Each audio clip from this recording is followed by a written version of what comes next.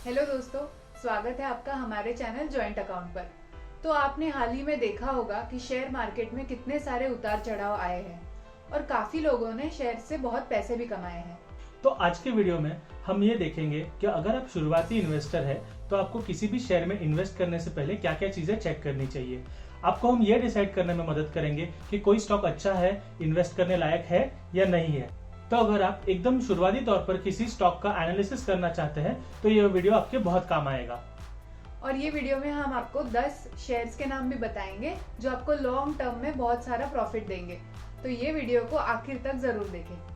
दोस्तों, अगर आपने हमारे चैनल को अभी तक सब्सक्राइब नहीं किया है तो कृपया सब्सक्राइब कीजिए और अगर आपको कोई भी सवाल है तो कमेंट सेक्शन का उपयोग कीजिए। तो चलिए आगे बढ़ते हैं। तो दोस्तों, शुरुआत करने से पहले हमें यह समझना जरूरी है कि ट्रेडिंग और इन्वेस्टिंग में क्या फर्क होता है। अगर आप किसी भी स्टॉक को खरीदते हैं उसे जल्द से जल्द बेचकर थोड़ा प्रॉफिट कमाने के लिए तो उसे ट्रेडिंग कहते हैं। Intraday, future, buy today sell tomorrow, इसे जनरली ट्रेडिंग कहते हैं। ट्रेडिंग में अगर आपका फायदा होता है तो ये जरूरी है कि किसी न किसी का तो नुकसान होगा। अगर आपको किसी कंपनी के फंडामेंटल्स पर अच्छा विश्वास है और आपको पता है कि लॉन्ग टर्म में ये कंपनी काफी अच्छा करेगी और अगर आप उसके शेयर्स खरीदते हैं तो उसे इन्वेस्टिंग कहते हैं। इन्वेस्टिंग के लिए जनरली स्टॉक्स 1 साल, 2 साल या फिर 10 साल या फिर इनडेफिनेटली होल्ड करने के हिसाब से खरीदे जाते हैं। तो दोस्तों, अब हम ये देखते हैं कि लॉन्ग टर्म इन्वेस्टमेंट के लिए आपको क्या क्या चीजें देखनी चाहिए किसी भी शेयर में इन्वेस्ट करने से पहले। तो पहली चीज है उस शेयर की ब्रांड वैल्यू, मतलब इसका मार्केट में कितना नाम है। जैसे फॉर एग्जांपल आप टाटा का एग्जांपल ले सकते हैं। टाटा की इंडिया में बहुत अच्छी ब्रांड नेम या ब्रांड वैल्यू है और लोगों को बहुत भरोसा भी है इस ब्रांड पे। और रिलायंस का भी आप एग्जांपल ले सकते हैं। रिलायंस टाटा जितना पुराना नहीं है बट उसकी भी ब्रांड वैल्यू काफी अच्छी है। तो ऐसे शेयर्स में आपको इन्वेस्ट करना चाहिए जिसका मार्केट में कोई अच्छा ब्रांड वैल्यू है। ब्रांड वैल्यू के बाद जिस शेयर को आप एनालाइज कर रहे हैं वो पीएसयू यानी कि गवर्नमेंट कंपनी है या प्राइवेट कंपनी है, तो ये आपको देख लेना चाहिए। क्योंकि पीएसयू कंपनी का अगर कोई शेयर है तो उसमें पास्ट में क्या फ्रॉड हुए हैं, क्या स्कैम हुए हैं, ये भी चेक करना ज़रूरी है। For example Punjab national bank का हाल ही में एक फ्रॉड हुआ था और उस वजह से उसकी शेयर प्राइस काफ़ी गिर गई थी। तो ये चीज़ें देखना काफ़ी ज़रूरी है। तो फ्यूचर में भी उस कंपनी के स्कैम या फ्रॉड होने के क्या चांसेस है, इसका थोड़ा स्टडी कर लेना फायदेमंद रहेगा। कंपनी के प्रमोटर यानी कि ओनर की मार्केट में क्या रेपुटेशन है, ये भी एक बार चेक कर लेना चाहिए। ये चीज़ें आपको न्यूज़ से या फिर गूगल से पता चल सकती है। कई सारी कंपनीज हैं जिनकी मार्केट में मोनोपोली होती है, यानी कि उस सेक्टर में उस कंपनी के अलावा कोई और कंपनी कंपटीशन में नहीं है। फॉर एग्जाम्पल आईआरसीटीसी का आप एग्जाम्पल ले सकते हैं। तो आईआरसीटीसी ये एकमेव कंपनी है जो जिससे आप रेलवे की टिकट खरीद सकते हैं। तो इस कंपनी के शेयर्स फ्यूचर में अच्छा ही करेंगे। और कोई कोई सेक्टर ऐसे है जिसमें 2 से 3 ही कंपनीज होती है, तो इसमें आपको कंपेयर करके देख लेना चाहिए कि आप जिस कंपनी के शेयर खरीदना चाहते हैं उसका क्या पोजीशन है, वो लीड कर रहा है वो सेक्टर में या नहीं। ये चीज़ें आपको देख लेनी चाहिए। तो अगली चीज हमें ये देखनी है कि आपने जो स्टॉक सिलेक्ट किया है वो किस सेक्टर को बिलोंग करता है। इसका मतलब अगर कोई स्टॉक मैन्युफैक्चरिंग रिलेटेड सेक्टर से है या फिर बैंकिंग और फाइनेंशियल सेक्टर से है या फिर हॉस्पिटैलिटी एंड टूरिज्म सेक्टर से है, आपको ये भी ध्यान रखना है कि करंटली आप जिस स्टॉक में इन्वेस्ट कर रहे हैं और उसके अंडरलाइंग सेक्टर के फ्यूचर प्रोस्पेक्ट्स क्या है। अब फॉर एग्जाम्पल कोरोना वायरस की वजह से हॉस्पिटैलिटी एंड टूरिज्म सेक्टर में काफी नेगेटिव इम्पैक्ट आया है। तो अगर आप किसी होटल या फिर टूरिज्म रिलेटेड स्टॉक को खरीदने की कोशिश कर रहे हैं तो ये स्टॉक्स काफी सस्ते में अवेलेबल होंगे, बट इसमें रिकवरी की कोई भी श्योरिटी नहीं है क्योंकि कब ये पैंडेमिक खत्म होगा हमें ये पता नहीं है। तो अगर आप इस सेक्टर में इन्वेस्ट करना चाह रहे हैं तो ये काफी रिस्की हो सकता है। सिमिलरली कोरोना की ही वजह से हॉस्पिटल्स और फार्मास्यूटिकल कंपनीज को काफी फायदा होगा क्योंकि ज्यादा लोगों को दवाइयों की जरूरत पड़ेगी। तो इसलिए ये स्टॉक्स थोड़े अच्छा कर रहे हैं और इनमें फ्यूचर पोटेंशियल भी अच्छी हो गई है। तो हमें इस तरह से current day to day situations के हिसाब से सेक्टर को भी एनालाइज करना चाहिए। तो जैसे कि कोरोना वायरस की वजह से अब ज्यादा से ज्यादा लोग सैनिटाइजर्स या फिर डेटॉल और दवाइयाँ ज्यादा यूज कर रहे हैं। इसकी वजह से जो कंपनियां इन चीजों को बनाती है उनके स्टॉक्स अप जाएंगे। तो फॉर एग्जाम्पल अगर कोई कंपनी केमिकल कंपनी है जो सैनिटाइजर में लगने वाले अल्कोहल को बनाती है, तो फिर उसके स्टॉक्स अप जाएंगे। तो सारी केमिकल कंपनियों के स्टॉक इस दौरान अच्छे परफॉर्म करेंगे। इसी तरह से जैसे कोई कंपनी दवाइयां बनाती है जैसे कि सन फार्मा, उसके स्टॉक्स अच्छा करेंगे क्योंकि ज्यादा लोगों को दवाइयां खाने की जरूरत पड़ेगी। या फिर कोई कंपनी अगर वैक्सीन बना रही है तो उसका स्टॉक जरूरी है कि अच्छा ही करेगा। तो इसलिए हमें इन स्टॉक पे ज्यादा फोकस करना चाहिए। जिस कंपनी के शेयर आप एनालाइज कर रहे हैं उसके आपको पीयर कंपैरिजन भी करना चाहिए। उसका मतलब है कि अगर आपको बैंकिंग सेक्टर के शेयर खरीदने में इंटरेस्ट है तो आप उसमें देख सकते हैं कि कौन सी बैंक के शेयर अच्छे कर रहे हैं। तो अगर आपको HDFC बैंक का शेयर खरीदने में इंटरेस्ट है तो आप उसके प्रॉफिट को, उसके मार्केट वैल्यू को आप उसके कॉम्पिटिटर्स के साथ कंपेयर कर सकते हैं। जैसे कि आप ICICI के साथ उसका कंपैरिजन कर सकते हैं, कोटक महिंद्रा के साथ कर सकते हैं। तो जिससे आपको पता चलेगा कि HDFC अपने कॉम्पिटिटर्स के मुकाबले कैसा परफॉर्म कर रहा है। अगर आपको शेयर्स में इन्वेस्ट करना है और आपको वो स्टॉक्स के नाम नहीं पता है तो आप आपके रोजाना लाइफ में क्या क्या प्रोडक्ट यूज करते हैं उससे भी आप शेयर्स का नाम फाइंड कर सकते हैं, सर्च कर सकते हैं गूगल पे।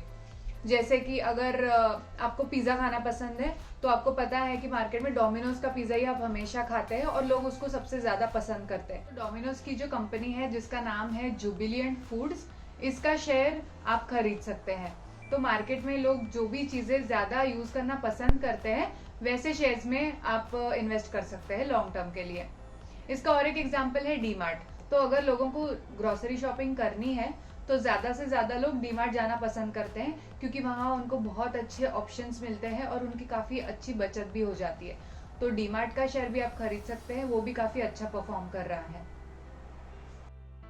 आप जिस स्टॉक में इन्वेस्ट कर रहे हैं वो स्टॉक काफी इंपॉर्टेंट होना चाहिए, निफ्टी 50 या फिर टॉप 100 स्टॉक्स में होना चाहिए। ये आप कैसे चेक कर सकते हैं? किसी भी स्टॉक का निफ्टी में वेटेज होता है। इसका क्या मतलब होता है? अगर किसी स्टॉक का निफ्टी में ज्यादा वेटेज है इसका मतलब जब वो स्टॉक अप जाएगा तो निफ्टी अप जाएगा। अगर किसी स्टॉक का निफ्टी में कम वेटेज है तो इसका मतलब ये होता है कि उस स्टॉक के मूवमेंट से निफ्टी को ज्यादा फर्क नहीं पड़ेगा। तो हम अगर एग्जाम्पल के तौर पर HDFC बैंक या फिर HDFC को कंसिडर करें तो इनका वेटेज काफी हाई है।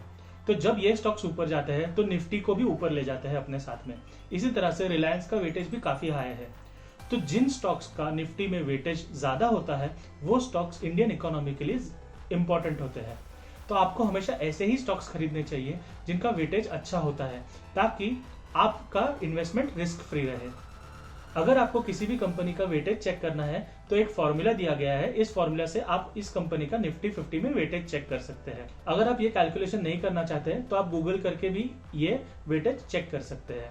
निफ्टी की वेबसाइट से आपको टॉप 10 वेटेज वाले स्टॉक्स काफी इजीली मिल जाएंगे। तो अब हम देखेंगे कि स्टॉक्स को एनालाइज करने के लिए हमें कौन से बेसिक नंबर्स को एक बार देख लेना चाहिए। इसके लिए हम लोग कोई भी वेबसाइट यूज़ कर सकते हैं। यहाँ पर मैं जीरोधा का tickertape.in यूज़ कर रहा हूँ। आई एम नॉट श्योर ये जीरोधा का है या नहीं, बट ये फ्री में जीरोधा से आप लॉगिन कर सकते हैं, जीरोधा अकाउंट से। इसके अलावा आप मनी कंट्रोल भी यूज़ कर सकते हैं और इसके ऊपर भी आप कोई भी स्टॉक सर्च करके उसके बारे में सारी जानकारी पा सकते हैं। तो यहाँ पर मैं HDFC बैंक देख रहा हूँ, तो यहाँ पर चार्ट और बाकी सारी चीज़ें देखेंगे। अब हम टिकर टेप में देखेंगे। तो अगर टिकर टेप में मैं टाइप करता हूँ HDFC बैंक, तो यहाँ पर मुझे HDFC बैंक की सारी इन्फॉर्मेशन मिल जाएगी। तो ये उसका एक दिन का चार्ट मुझे दिखा रहा है, तो यहाँ पर मैं मैक्स चार्ट देख सकता हूँ। इसके अलावा उसके इम्पॉर्टेंट नंबर्स यानी कि profit to earnings ratio, PB ratio, dividend, sector उस सेक्टर का यानी बैंकिंग सेक्टर का प्रॉफिट टू अर्निंग्स रेशियो और PB में देख सकता हूँ। इसके अलावा मैं कंपनी के बारे में और इन्फॉर्मेशन पढ़ सकता हूँ। यहाँ पर उसके और कॉम्पिटिटर्स कौन कौन है ये जान सकता हूँ। और फाइनेंशियल ट्रेंड यानी कि उसका रेवेन्यू और प्रॉफिट पिछले कुछ सालों का यहाँ पर देखा जा सकता है।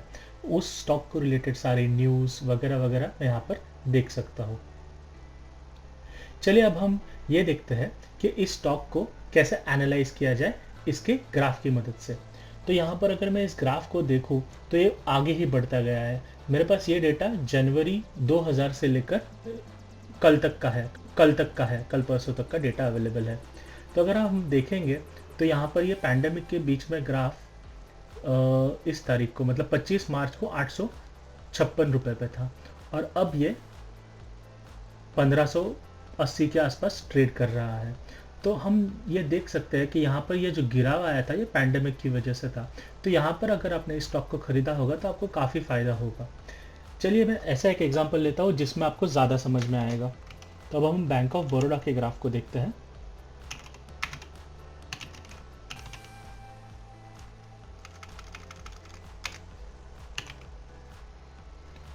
तो इस ग्राफ में अब मैं इसको मैक्स कर देता हूं। अब हम यहां पर देख रहे हैं कि जैसे 2000 से लेकर ये स्टॉक आगे बढ़ता गया और फिर ये इस रेंज में कांस्टेंट हो गया। तो आप देख सकते हो 45 रुपए से लेकर 52 रुपए इस रेंज में ये काफ़ी सालों तक रहा। ऑलमोस्ट 3 बनाया 92 रुपए का 2008 में, ठीक है, जनवरी में। और फिर जैसे कि आप जानते हैं कि 2008 में रिसेशन आया था, फिर ये स्टॉक गिरा और 40 रुपए पे आ गया। अब आप ये नोट कर सकते हैं कि पीक से इसकी प्राइस आधी हो गई थी और लेकिन ये इससे नीचे कभी नहीं गया, ठीक है। फिर ये वापस उसने अपनी अपवर्ड जर्नी शुरू करते हुए ये स्टॉक ने नया पीक बनाया 200 रुपए का और फिर ये ऊपर नीचे जाता रहा है। तो अगर मैं 1 साल पहले तक का इसका डेटा देखूँ तो 1 साल पहले ये स्टॉक 130 रुपए या 100 रुपए, 120, 130 रुपए की रेंज में था और जैसे ही पैंडेमिक शुरू हुआ तो ये गिरकर पैंडेमिक के बीच में गिरते हुए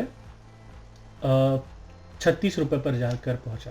तो 36 रुपए में हम अगर देखें तो ये लास्ट कब अवेलेबल था, तो 36 रुपए में ये स्टॉक लास्ट रिसेशन में भी अवेलेबल नहीं था, उससे काफ़ी पहले ये 36 रुपए में यानी 2004 के साल में ये 36 रुपए की प्राइस के आसपास था। तो हम ये देख सकते हैं कि इस टाइम पर हमें ये स्टॉक काफ़ी डिस्काउंट में मिल रहा था। तो मैंने पैंडेमिक के बीच में इसकी काफ़ी क्वांटिटी खरीद ली और अब मुझे ऑलमोस्ट मेरे पैसे डबल हो चुके हैं। इसी तरह से हम बेसिक अगर चार्ट को देखें तो हम कई स्टॉक्स का एकदम बेसिक एनालिसिस कर सकते हैं। चलिए हम और एक एग्जांपल लेते हैं। अब हम देखते हैं ITC का स्टॉक लेते हैं। तो ITC ये fast moving consumer goods company है जो कि है इंडियन टबैको कंपनी जो बिस्किट्स, सिगरेट वगैरह काफ़ी बनाती है। तो इसके अगर हम ग्राफ को देखें तो ये भी काफ़ी कॉन्स्टेंटली बढ़ते रहा है और यहाँ पर इसका पीक बना था 264 का और फिर ये गिर कर वापस 190 पे गया, फिर इसने 293 टच किया और फिर पैंडेमिक के बीच में ये वापस 160 तक आया है और अब हम देखें तो ये वापस 210 के करीब चल रहा है। तो अगर हम इसकी अपसाइड को देखें तो ये काफ़ी लिमिटेड है। इस स्टॉक ने कभी 300 रुपये को क्रॉस नहीं किया है, ज़्यादा तरीके से क्रॉस नहीं किया है। 308 पे गया था लेकिन उससे ज़्यादा नहीं गया है कभी ये। तो अगर मैं इस स्टॉक में पैसे इन्वेस्ट करता हूँ तो मुझे ये मानकर चलना है कि मुझे 300 रुपये तक का प्रॉफिट मिल सकता है, लेकिन लोअर साइड में ये कभी नीचे भी गया नहीं है ज़्यादा। अगर डेटा देखें इसके लिए, इस स्टॉक के लिए, तो 2008 में जबकि रिसेशन था तो ये 56 रुपये पे था और ये ज़्यादा गिरा भी नहीं था और ज़्यादा बड़ा भी नहीं है। लेकिन उसके बाद अच्छी ग्रोथ के कारण, अच्छे प्रॉफिट्स के कारण, ये कंपनी अच्छा करने के कारण ये स्टॉक ऊपर जाते रहा है। तो इस तरह से हम एक बेसिक एनालिसिस कर सकते हैं किसी भी स्टॉक का उसके ग्राफ को देखकर। तो दोस्तों, जैसे कि हमने आपको शुरुआत में बताया था कि हम आपको एक लिस्ट देंगे कंपनियों की जिसमें आप लॉन्ग टर्म के लिए इन्वेस्ट कर सकते हैं। तो इस लिस्ट में सबसे पहला शेयर है ITC जो कि FMCG सेक्टर से है। अगर आपको बैंक में इन्वेस्ट करना है तो HDFC, SBI, ICICI, BOB और एक्सिस बैंक काफ़ी अच्छे स्टॉक्स हैं। अगर आपको इंफॉर्मेशन टेक्नोलॉजी सेक्टर में इन्वेस्ट करना है तो इन्फोसिस और TCS काफ़ी अच्छे स्टॉक्स हैं। अगर आपको फार्मास्यूटिकल्स की सेक्टर में इन्वेस्ट करना है तो सन फार्मा, सिप्ला ये अच्छे कंपनीज है। और अगर आपको ऑटोमोबाइल सेक्टर में इन्वेस्ट करना है तो आइशर मोटर, बजाज ऑटो, मारुति ये अच्छी कंपनीज है। तो दोस्तों, हम ये उम्मीद करते हैं कि आपको ये वीडियो पसंद आया होगा और अगर आपको कोई भी सवाल हो तो कृपया कमेंट सेक्शन का उपयोग कीजिए। तो मिलते हैं अगले वीडियो में। Bye bye bye. बाय।